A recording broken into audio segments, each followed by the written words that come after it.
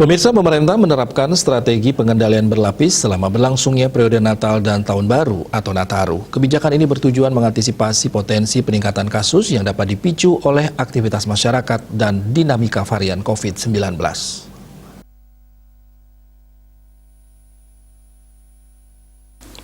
Juru bicara Satgas Penanganan COVID-19 Profesor Wiku Adhisa Smito mengatakan strategi pengendalian diterapkan mulai dari pintu masuk kedatangan internasional hingga ke tingkat kabupaten kota. Upaya strategi mitigasi di Indonesia telah disesuaikan dengan karakteristik masing-masing wilayah yang beragam. Upaya strategi mitigasi disesuaikan mulai dari sisi geografisnya, dari dataran tinggi hingga rendah, serta jumlah penduduk yang bervariasi, mulai dari 600.000 jiwa hingga 46,7 juta jiwa per provinsi. Dalam melakukan pengendalian hingga ke tingkat kabupaten kota, pemerintah pusat menggunakan pedoman tingkat daerah yang diadopsi dari pedoman World Health Organization (WHO) atau Badan Kesehatan Dunia. Saat ini pemerintah telah mengeluarkan strategi pengendalian COVID-19 secara nasional.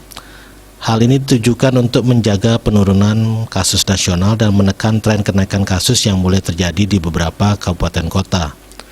Strategi pengendalian tersebut salah satunya berupa pembatasan mobilitas domestik situasional, penerapan sistem ganjil genap di kawasan aglomerasi, ibu kota provinsi, kawasan wisata, dan kawasan lainnya yang disesuaikan dengan peningkatan mobilitas lokal.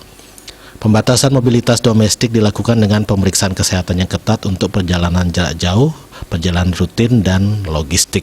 Selain itu, dibentuk komando pos pemeriksaan di wilayahnya masing-masing oleh instansi pelaksana bidang perhubungan, Satuan Polisi Pamong Praja Satpol PP bersama TNI dan Polri untuk melakukan uji acak dan pemantauan mobilitas di jalur darat yang sering luput dari pengawasan.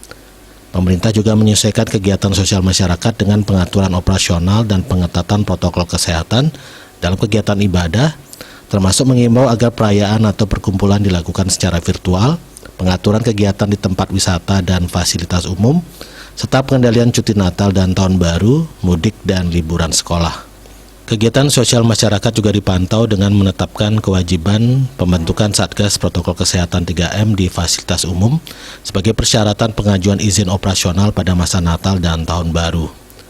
Selain itu, optimalisasi kembali gugus tugas COVID-19 di setiap wilayah administrasi wilayah, mulai dari tingkat provinsi hingga desa atau kelurahan. Jika belum terbentuk, pemerintah daerah diminta segera menindaklanjuti pembentukannya dan memastikan untuk melaporkan pemantauannya ke sistem terpusat di gugus tugas COVID-19 nasional. Bali Pos melaporkan.